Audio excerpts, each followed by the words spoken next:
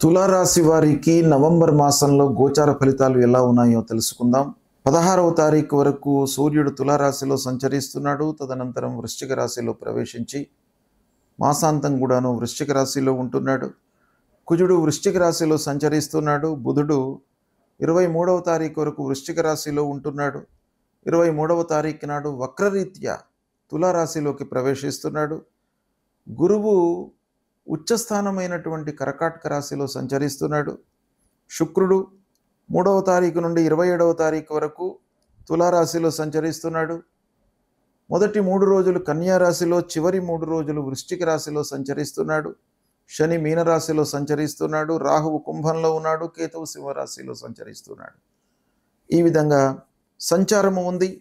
అయితే తులారాశి వారికి ఈ సంచార రీత్యా ఏ ఏ స్థానాలలో ఉన్నారు, వాటి యొక్క ప్రభావం ఎలా ఉంటుంది అనే విషయాన్ని మనం చూసినట్టయితే, సూర్యుడు జన్మ ద్వితీయ స్థానాలలో ప్రతికూలంగా సంచరిస్తున్నాడు. కుజుడు ద్వితీయ స్థానంలో ప్రతికూలంగా సంచరిస్తున్నాడు. బుధుడు జన్మ ద్వితీయ స్థానాలలో అనుకూలంగా ఉన్నాడు. గురువు దశమ స్థానంలో ప్రతికూలంగా ఉన్నాడు. శుక్రుడు జన్మస్థానంలో అనుకూలంగా ఉన్నాడు. శనీశ్వరుడు షష్టమ స్థానంలో అనుకూలంగా ఉన్నాడు. రాహు పంచమంలో ప్రతికూలంగా ఉన్నాడు. కేతువు అనుకూలంగా ఉన్నాడు, ఏకాదశ స్థానంలో సంచరిస్తున్నాడు. ఈ విధంగా ఉంది. అయితే ఓవరాల్గా మనం చూసినట్టయితే తులారాశి వారికి గురువు మార్పు అంటే దశమ స్థానంలోకి వచ్చాడు. భాగ్యస్థానంలో నుండి దశమ స్థానంలోకి వచ్చాడు. ఇది కొంత గురువు యొక్క ప్రభావము ఉంటుంది. అంటే ప్రతికూలత, భాగ్యస్థానం అనుకూలంగా ఉండింది, ఇప్పుడు గురువు మారినాడు, దశమ స్థానంలో ఉన్నాడు. శని మట్టుకు అనుకూలంగా ఉన్నాడు. కేతు అనుకూలంగా ఉన్నాడు. శుక్రుడు అనుకూలంగా ఉన్నాడు. కాబట్టి పూర్వంతో పోల్చినట్టయితే ఈ మాసవారీ ఫలితాలపై ప్రభావాన్ని చూపించేటువంటి గ్రహాలను కూడాను మనం లెక్కలోకి తీసుకున్నట్టయితే సంతృప్తికరంగానే ఉంటుంది. కొన్ని విషయాలలో మనకు అసంతృప్తి అనేటువంటిది ఉన్నప్పటికీ ఓవరాల్గా మనం చూసినట్టయితే సంతృప్తే ఉంటుంది. మీరు చేసేటువంటి పనుల లోపల, వృత్తి లోపల సంతృప్తికరంగా ఉంటారు, సంతోషంగా పనులు చేస్తారు. ఇక వ్యాపారము, చేతిలో ఉన్నటువంటి వ్యాపారము మీకు లాభసాటిగా కొనసాగుతుంది. నిత్యము చేసేటువంటి క్రయ విక్రయాలలో ఇబ్బందులు లేవు. అమ్మకాలు, కొనుగోలు సవ్యంగా జరుగుతుంది. అనుకున్న మేర లాభాలు ఉంటాయి. కొంత ఆలస్యము గోచరిస్తున్నప్పటికీ చివరిగా మీకు లాభాలు పొందేటువంటి అవకాశం బాగా కనబడుతున్నాయి. పొదుపు పైన ఈ మాసంలో ముఖ్యంగా పొదుపు పైన మీరు మనసు నిలుపుతారు. అంటే రాబడి, ఆదాయము, చేతిలో డబ్బు ఉండడము, వీటిపైన మీరు మనసు నిలుపుతారు గనక మీరు సేవింగ్స్ పైన ఎక్కువగా ఆలోచన ఈ మాసంలో కనబడుతుంది. శ్రమకు తగిన ప్రతిఫలము ఈ మాసంలో ఉంది. ఇంకా వాహనంలో రిపేర్లు ముందుకు వస్తాయి. ఊహించకుండా ఇంటికి కొన్ని మరమ్మతులు చేయవలసినటువంటి అవసరం ఏర్పడుతుంది. వివాహాది శుభకార్య ప్రయత్నాలు మట్టుకు ఫలిస్తాయి.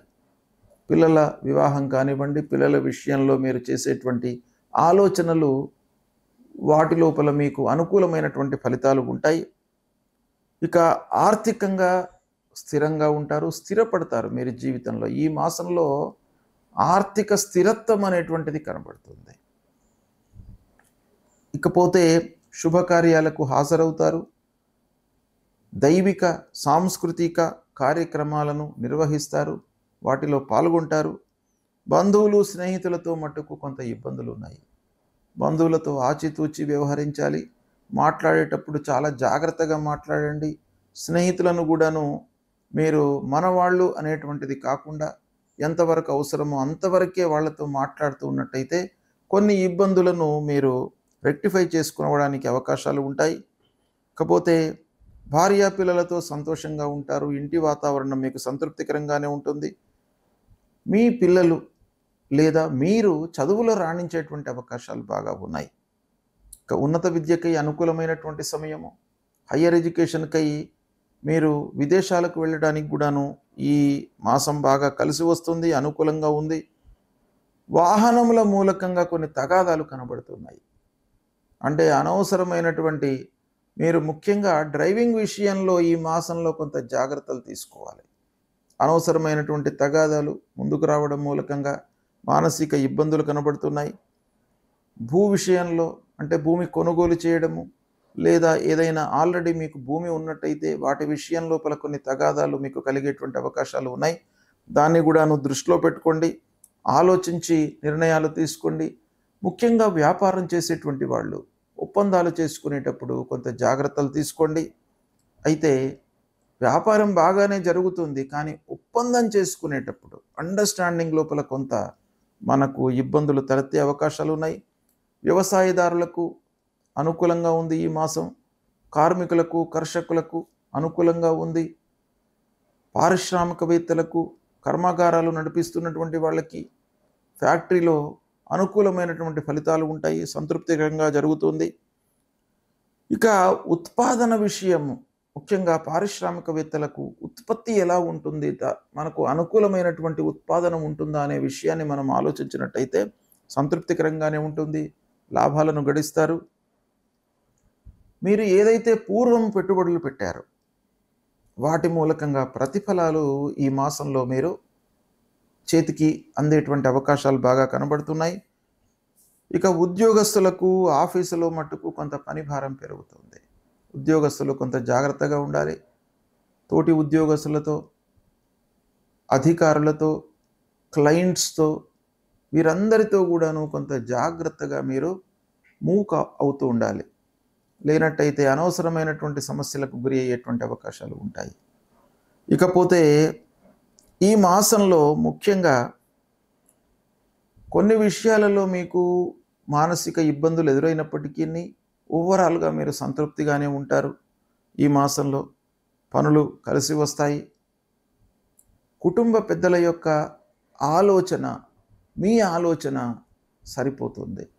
అంటే వాళ్ళు ఎంతో అనుభవంతో మీకు కొన్ని చెప్పినటువంటి విషయాలను మీ అనుభవంతో దాన్ని సమన్వయం చేసుకొని మీరు ప్రారంభించేటువంటి అవకాశాలు ఉన్నాయి.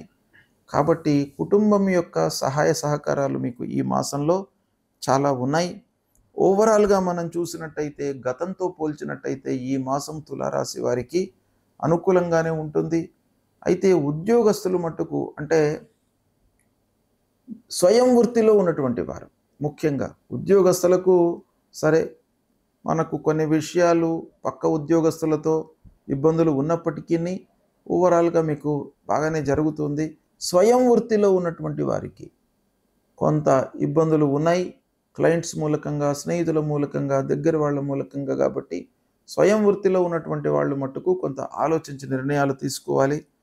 ఓవరాల్గా మీకు తులారాశి వారికి ఈ మాసం కలిసి వస్తుందనే చెప్పాలి.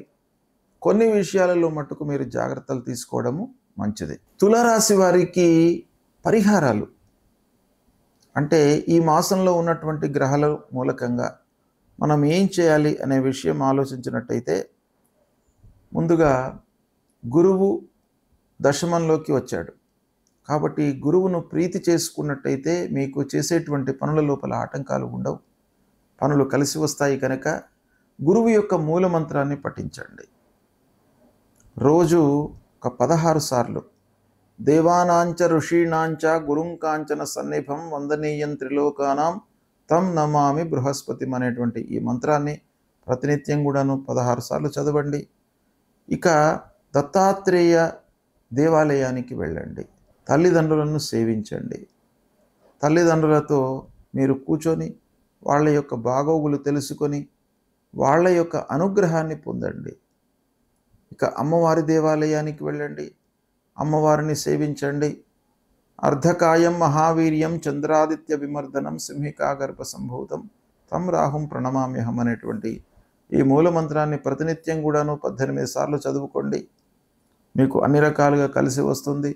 సూర్య భగవానుడికి నమస్కారం చేసుకోండి. ప్రతినిత్యం కూడాను స్నానం చేసిన తర్వాత ఎండలోకి వచ్చి సూర్యుడికి మిత్రాయ నమః, రవయే నమః అనేటువంటివి 12 పేర్లు ఉంటాయి సూర్యభగవానుడికి.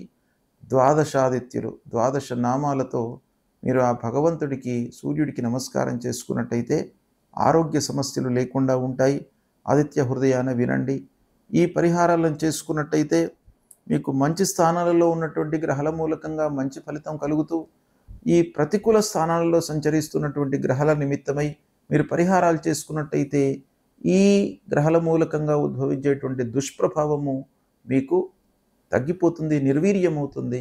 కనుక ఓవరాల్గా మీకు మంచి ఫలితాలు కలిగేటువంటి అవకాశాలు ఎక్కువగా ఉంటాయి. కాబట్టి ఈ పరిహారాలు చేసుకోండి.